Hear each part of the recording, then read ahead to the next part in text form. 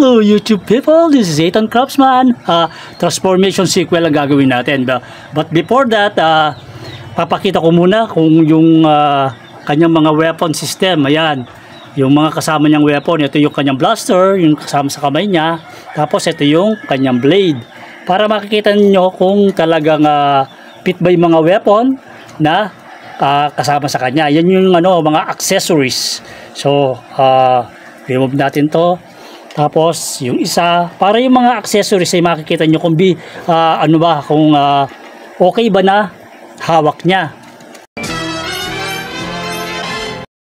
Then ito naman yung kanyang hammer.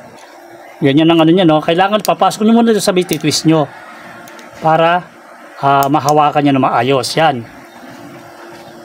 Yung kanyang hammer. Ito yung kanyang hammer. Na napakaganda. Then, yung kanyang mga sword naman. Para makikita nyo lang kung yung kanyang mga weapon ay fit ba sa kanya. Ang pagka ganitong hawak nyo sa kanya, halos din niya maluwag, oh. Kailangan titwist nyo ng konting ganyan. Yun. So, naman yung mga weapon, although hindi lumabas to sa movie. Transformer Revenge of the Fallen. Yan ang nito, series nito. Tapos Studio Series sa 87. So fit ngayon, papakita natin yung kanyang battle mask pagka yung battle mask niya. Ang gagawin lang pop-up lang natin tong ulo. Di ball joint kasi siya, yan, napakadali. Tas ito naman yung kanyang may battle mask. Yan ang looks ng kanyang battle mask. Pero ako mas prepare ko talaga yung kanyang face na to Mas prepare ko yung face na to. Kaya kung pwede nyo yung i-display, kung gusto nyo na naka-battle mask siya, ganyan ang itsura niya. So, tanggalin natin. Mas prepare ko kasi ito yung kanyang original head. Na mas nakikita natin yung kanyang looks as a Bumblebee. Diba alam natin si Bumblebee. Mas ganyan ang kanyang looks. Yung pagta-transform siya ilulusen up natin to. Kumbaga yung kanyang pinaka-hood, ilalabas natin yung ganyan. Para makikita nyo sa seto, i-angle ng konti ng ganun. Tapos itong kanyang arm, straight mo ng ganun. Straight. Then the other one, straight rin. Straight natin ng ganyan. Iluluwagan nyo ng ganyan yung dalawang yan. Then ititwist nyo ng ganyan, face forward, sabay yun. Nakita nyo itaas nyo na ng ganyan. So yung kanyang kamay ay i-align nyo lang na ganyan. So then nasa likod, itong kanyang ipa-forward nyo to. So then itong kanyang waist, ikot lang natin, ikot. Then tapos itong legs ring niya, ikot mo na nakaganyan. Ikot rin natin na nakaganyan. So ganyan na magiging orientation ng kanyang legs. So pagka ganyan na po yung orientation ng kanyang legs, dito tayo pa-focus niyan. So dito kong gagawin ito. Luluwagan nyo yan. Kailangan to pagka pinasok niya yan, may parang box dito. Yung look ng box niya kailangan may i-adjust nyo na talagang papasok ito. Nakita nyo, titingin nyo na nakaangat pa sa taas. Kailangan papasok ng diretso yan. Yan, kailangan plus siya ng ganyan para hindi siya tatama pagka ipinasok na ron. So ganoon rin sa kabila. I-adjust nyo lang ng ganyan. Adjust, then kailangan magpa-plus yan yun. So ganyan. Then ito, i-release natin ng ganyan yan. Diretso, straight. Tapos itong kanyang harap na yan, iti-twist natin ng ganyan, face forward. So ganoon rin gagawin natin sa kabila para nakikita nyo yung pinagkaiba ng ginagawa natin. Yan Then ito, face natin sa taas, nakaganyan. Yan, parang ganyan ang itsura niya. So Transformers will return after these messages. Bago nyo i-collapse to, kailangan ito nakaganyan dyan. Then, ito nakikita nyo to, straight nyo muna. Dahil naka-bend dyan. Ito, kailangan ito, i-ganyan nyo muna to. Straight nyo muna rito sa forward nyo muna ganyan yan. Para mag-lock na yung kanyang ano, at makuha nyo yung angle talaga. Oh, so, nakita nyo yung angle. Ganyan ang angle nya. Ganyan ang angle na makikita nyo. So, sa kabila, ganun rin gagawin natin. Yung dito, ito, pa-plus natin ng ganyan. Sabay twist natin ng konti. Then, ito, straight natin forward. Straight ang forward nyan. Kailangan to pantay to. Titingnan nyo rin to yung alignment niya. Kailangan nakapantay ng ganyan. So, pagka ganyan na po ang kanyang posisyon, then, yung hands, ano nyo muna dyan. Ito kasi kukolapse to eh. Papasok yan ng ganyan. Kaya kailangan ito, nakaano nyo. Kasi ang clearance nito, kung ano nyo mga ka-TF, talagang napakaliit lang. Yan. So, ganyan na magiging posisyon yan. No? Nakita nyo, pumasok na dito sa taas, ganyan. Ngayon, ilalock nyo. Ito yung ito. Ilalock nyo yun para medyo masecure naman. So, gano'n rin ang gagawin mo sa kabila. Kaya kailangan titwist mo muna ng konti eh. Hanapan mo ng angulo na makakapasok siya na hindi tatama to. Kasi tingnan mo, napakaliit lang ng clearance. Saka dito rin, napakaliit ng clearance. Kaya kailangan mong makuha yung angle na talagang may kukolapse mo siya.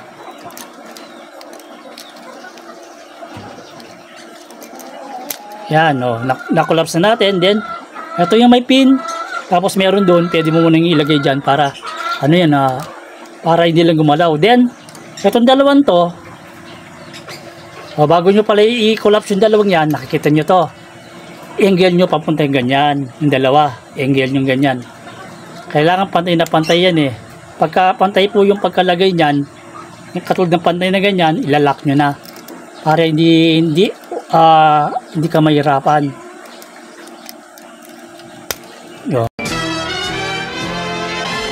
So, nakita nyo yun. Ibig sabihin, nagawa na natin yung pinakahuli. Dito medyo may kahirapan dito. Kasi yan, itong taas na to, sasampalat dun sa taas. Ngayon, ang gagawin natin, ito munang kamay. Ito, pasok natin dito, ganyan muna natin. Then ito, i-collapse natin ng ganun. Kaya kailangan yung clearance dito. Makuha natin eh. Yan o. Tapos ito, ang posisyon niya nakaganyan dapat yan. Yan o. Yan, ganyan ang posisyon yan. Tapos, ganun rin sa kabila. Ganun ang posisyon o. Ganyan sa gilid. Ganun rin sa kabila ang gagawin natin. So, nakita nyo na yung ganyan na ang posisyon niya. Ganyan. So, mag-focus muna tayo dito niyan. Sa harap dito kung paano natin i-babalansin na to. So, ang gagawin natin, yan, ito straight natin ng ganyan. Straight muna natin to. Then straight muna natin to para hindi siya nakaharang. Ngayon, i-ano natin forward natin to. Kasi ito, magaganyan eh. Ganyan lang ano yan, no? Ganyan. Ngayon, ito, papasok to eh. Yan, nakita niyo yan. Ito kasi, kukolapse to eh. Ito, bali ganyan ang ano yan. Ganyan ang kanyang orientation. Nakaganyan. Tapos, papasok yan dito. Sa ilalim nito. Yan. So, nakita nyo na ano na natin ng ganyan. Ito, diretso, straight. Then, straight natin to. Straight mo yan. Ipin mo rito. Then, ipin. May ipin yan. Yan, oh. So, nakita nyo na, oh. Yung front ng kanyang car ay ganyan na ang itsura. So, ganito na ang posisyon. Ngayon, ang gagawin natin dito, titwist natin ng ganyan yan. Twist. And twist, ganyan, kasi papasok yan mamaya dun. So, ang gagawin muna natin, ito, gulong. Straight, then ito, nakita niyo yan. Ito, at yun, papasok dun. Ganyan ang side niyan. Oh. Tapos, ganun rin sa kabila. Yung pin yun, papasok dito. Yan o, dyan. Gaganon mo yan o, yan. Tulad dyan sa taas, yan, nakikita niyo yan o. Pin na yun, i-collapse nyo yan. Kaya ganyan na yung ano niya, align yan. Then, squeeze. Hindi po nawawala yung talagang squeeze natin yan. Then, ito indoor, straight lang natin. Ngayon, dito na tayo. So, we almost done na yan. Ano, nakita na posisyon yan. Posisyon nito. Ganun. Straight natin ng ganyan para maitago tong kanyang kamay na nakaganyan yan eh. Ganyan ang ano yan, no? Forward yan, no? Ito nyo. Ganyan sa gilid yan, gano'n rin sa kabila. Kasi ang clearance nito mga bossing ay maliit lang. Kaya dahil maliit ang figure, kaya kailangan yung hindi nawawala yung pag-squeeze nyo. So, nakita nyo na ngayon, ibababa nyo na to. So, dito na lang tayo nyan.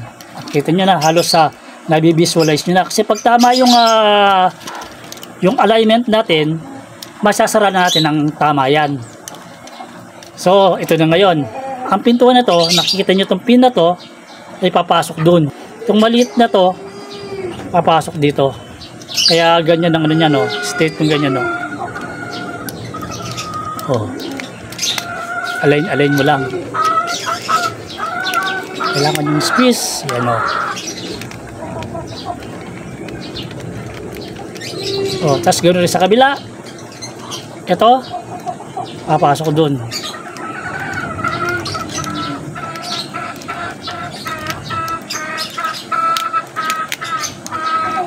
Tapos, squeeze lang.